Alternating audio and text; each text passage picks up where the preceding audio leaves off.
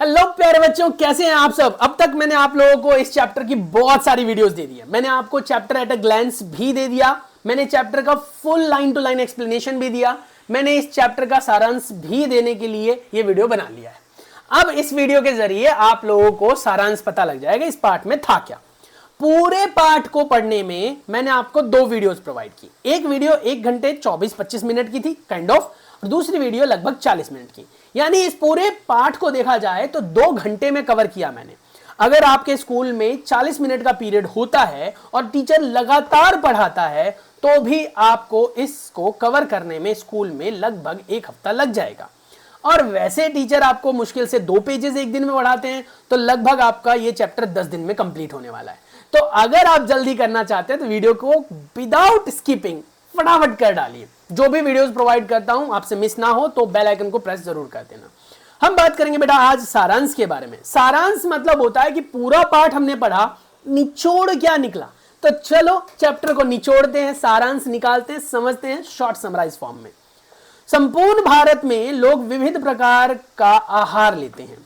विविध मतलब अलग अलग। अब अलग अलग प्रकार के आहार क्यों लेते हैं? क्यों भाई सेम आहार लेने में कोई दिक्कत है? नहीं, हमने पढ़ा था क्योंकि हर क्षेत्र में, हर स्टेट में, हर राज्य में कह सकते हैं आप बेटा, जलवायु और मिट्टी अलग अलग प्रकार की पाई जाती है। इसलिए वहां पर उगने वाले फसल भी अलग अलग होते हैं, जिनके आधार पर उनके खाद्य पदार्थ भी अलग अलग होते हैं। इसीलिए उनके खाद्य पदार्थ में पाए जाने वाले जो पोषक तत्व हैं बेटा वो भी अलग अलग होंगे। इसीलिए हमें अन्य राज्यों से भी चीजें मंगवानी पड़ती है जिससे हमारे शरीर में पोषक तत्व की मात्रा सही जाती रहे। किसी क्षेत्र में की जाने वाली खाद्य फसलों की खेती, भिन्न भिन्न प्रकार के आहारों की उपलब्धता, स्वास्थ्य प्राथमिकता, संस्कृति और परंपरा आदि के अनुसार खान पान की आदतें भिन्न हो सकती हैं। अब अगर बोलता है कोई कि भैया हमारे राज्य में तो ऐसा खाते हैं, तुम्हारे राज्य में क्या खाते हैं, ये क्यों खाते हैं, सवाल पूछ ले तो आप क्या बोलेंगे? क्योंकि भैया तुम्हारे राज्य में चावल ज्यादा होता है, हमारे राज्य में जो गेहूं ज्यादा होता है, उसके हिसाब से हमारे यहाँ का भोजन ऐसा है, तुम्हारे वहां का वैसा है। समझ गए? समय के साथ पाक पद्धति, हमने बोला ना भोजन करने की, बनाने की विधि। तो पहले हम भोजन कैसे बनाते थे? चूल्हों पर बनाते थे पारंपरिक तरीकों से। फिर हमने गैस देखा, है ना, गैस पे अब हम बनाते। लेकिन चूल्हे और गैस के बीच में स्टोव भी आया था जिसमें पंप मार मार के ना चलाया जाता था। अब वो कैसा था आप गूगल कर सकते हो, मिल जाएगा आपको वो स्टोव। शायद आप प्रैक्टिकली देखो भी, घर पे आपका पड़ा हो, यूज में नहीं आता पर कहीं किनारे में पटक रखा होगा। तो पाक पद्धति में परिवर्तन आए।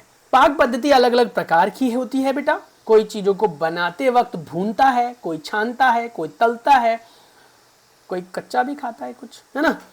तो खाना पकाने बनाने के पारंपरिक और आधुनिक तरीकों में बहुत बड़ा अंतर आ गया है।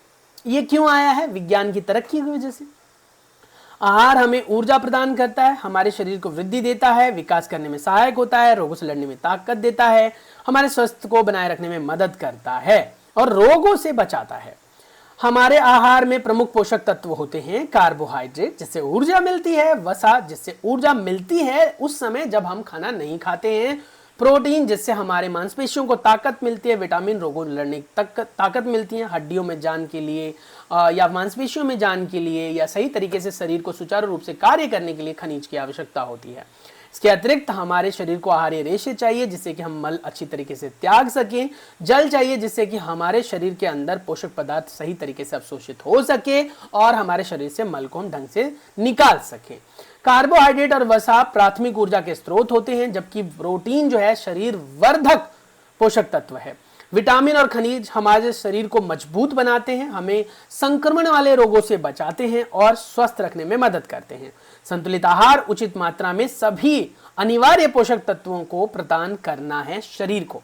शरीर को जब ये सारी चीजें मिलती रहती हैं तो उसे हम कहते हैं शरीर को संतुलित आहार मिल रहा है, तथा इसके पर्याप्त मात्रा में आहारीय रेशे, जल भी हमारे शरीर को चाहिए होते हैं।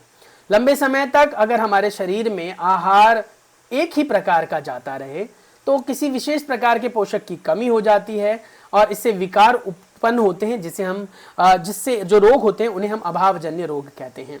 जंक फूड या प्रोसेस्ड फूड अस्वास्थ्यकर होते हैं क्योंकि उनमें शर्करा और वसा ज्यादा होता है, प्रोटीन कम, खनिज कम, विटामिन कम, आहारीय रेशे तो बहुत कम होते हैं जिसकी वजह से वो हमें बीमार कर देते हैं। मिलेट्स मोटा अनाज होता है, ये अपने आप में पोषक अनाज भी कहलाता है। अगर कोई पूछे पोषक अनाज का उदाहरण तो आप बेटा बाजरा, जौ ये सब लिख सकते हो, क्योंकि ये हमारे शरीर को सामान्य कार्य करने के लिए आवश्यक पोषक तत्व प्रदान करता है। इनकी खेती विभिन्न जलवायु परिस्थितियों में आसानी से की जा सकती है। इनकी खेती में ज्यादा एफर्ट्स नहीं लगते हैं। स्थानीय स्तर पर उगाया गया कोई भी पौधा हो बेटा या फिर कोई भी फसल हो, जो भी मिलता है खाद्य पदार्थ सेवन करने के लिए, ना केवल हमारे शरीर को स्वस्थ रखता है बल्कि हमारे पर्यावरण को भी मदद करता है। अब कहोगे ये कैसा है? स्थानीय अगर जगह पर पाए जाने वाली जो चीजें होती है उनमें ट्रांसपोर्टेशन का खर्चा कम होता है ना, हमारी लागत कम लगती है, इसीलिए बेटा पर्यावरण को नुकसान कम पहुंचता है।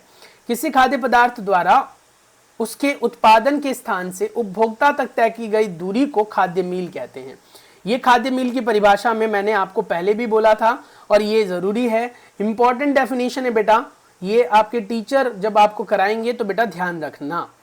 उसके बाद कहता है क्या, हमें कभी भी भोजन बर्बाद नहीं करना चाहिए, भोजन उतना ही लेना चाहिए जितना हम खा सकें, क्योंकि भोजन बहुत अनमोल होता है, किसानों को बहुत मेहनत करनी पड़ती है भाई।